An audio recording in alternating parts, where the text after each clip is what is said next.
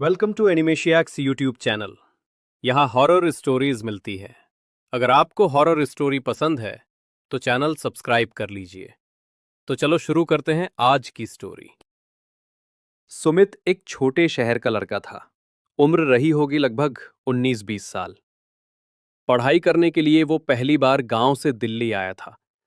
घर से दूर निकलने का उत्साह भी था और एक अजीब सा डर भी। वो कॉलेज के पास हॉस्टल ढूंढ रहा था, मगर सारे हॉस्टल और पीजी पहले से ही भरे हुए थे। जगह न मिलने की वजह से वो काफी परेशान था। उसी समय वार्डन ने देखा कि सुमित बहुत व्याकुल लग रहा है। वार्डन ने उसे अपने पास बुलाया और सबसे कोने वाला कमरा ऑफर कर दिया। लेकिन एक सच्चाई वार्डन ने छुपा ली। उस कमरे में कोई रहना नहीं चाहता था। वार्डन ने बस मुस्कुराते हुए कहा, बेटा, ये कमरा थोड़ा पुराना है, लेकिन किराया कम लगेगा। कमरा देखते ही सुमित को अजीब सा एहसास हुआ। दीवारों का पेंट टुकड़ा हुआ था, कोनों में मकड़ी के जाले लगे थे, नमी फैली हुई थी और एक टूटा फूटा आईना दीवार पर टंगा था। कमरे में एक हल्की सी बासी गंध भी थी, जैसे कई सालों से खिड़कियां खोली ना गई हों। फिर भी पैसों की तंगी और रहने की जगह न मिलने की वजह से सुमित ने हाँ कर दी। पहले 1-2 हफ्ते अच्छे से बीते। सुमित सुबह उठता, नहाकर नाश्ता करता, कॉलेज जाता और शाम को हॉस्टल लौट आता। सब कुछ सामान्य लग रहा था। फिर एक रात आधी रात को उसकी नींद टूटी।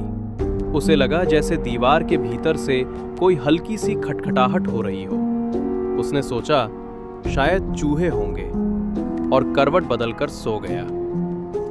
लेकिन अगली रात फिर वही आवाज आई। इस बार खटखटाहट के साथ हल्की सी फुसफुसाहट भी सुनाई दी।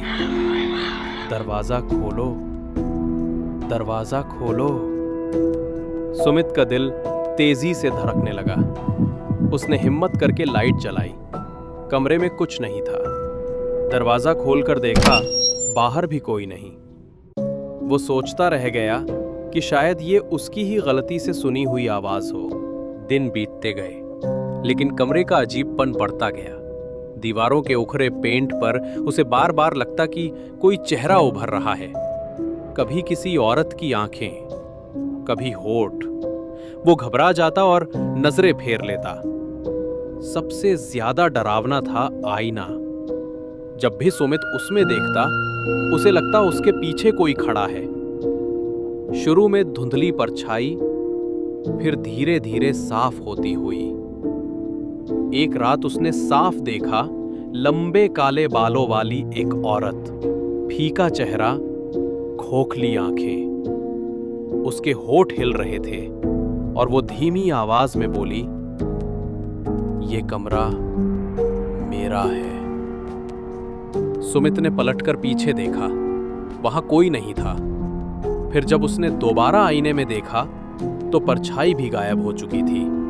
उस रात वो बिल्कुल नहीं सो पाया।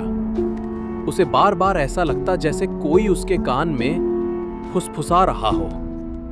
अगले दिन उसने हिम्मत जुटाई और वार्डन से मजाकिया अंदाज में पूछा, सर, इस कमरे में कहीं कोई भूत प्रेत तो नहीं है? वार्डन का चेहरा अचानक सख्त हो गया। उसकी आवाज भारी हो उठी। तू बस पढ़ाई कर बेटा, ज्यादा सवाल मत कर। उसके लहजे ने ही सुमित की रीढ़ में सिहरन दौड़ा दी। अब उसे वार्डन पर भी शक होने लगा। रातें और डरावनी हो गईं। अक्सर सपनों में उसे महसूस होता कि कोई उसके पैरों को पकड़कर दीवार की ओर खींच रहा है।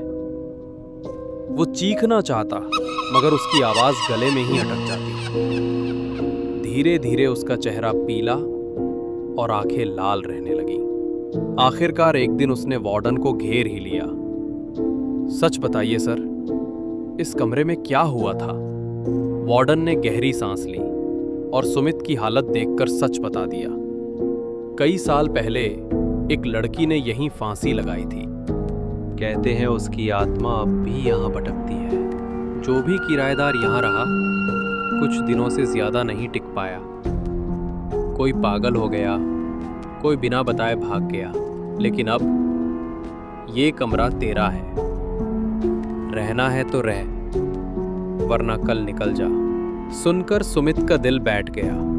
उसने तय किया कि वो अगले ही दिन हॉस्टल छोड़ देगा। उस रात कमरे का माहौल पहले से कहीं ज्यादा डरावना था। खटखटाहट अब दीवार चीरने जैसी लग रही थी।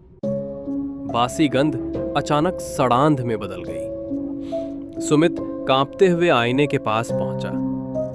उसने देखा, आईने में उसका अपना चेहरा ही नहीं था।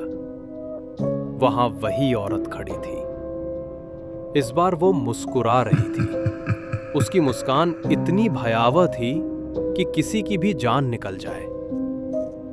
उसकी आंखें बिल्कुल काली थीं, चेहरे पर कटे हुए गहरे निशान, बाल बिखरे हुए।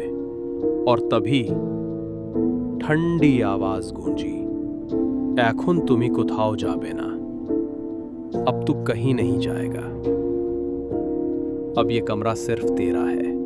सुमित भागने ही वाला था कि अचानक उसे लगा किसी ने उसके हाथ पांव कसकर पकड़ लिए हैं। उसने चीखने की कोशिश की, पर आवाज गले में ही दब गई।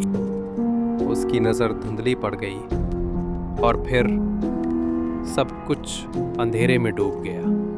जब सुबह वार्डन ने दरवाजा खोला तो कमरा खाली था।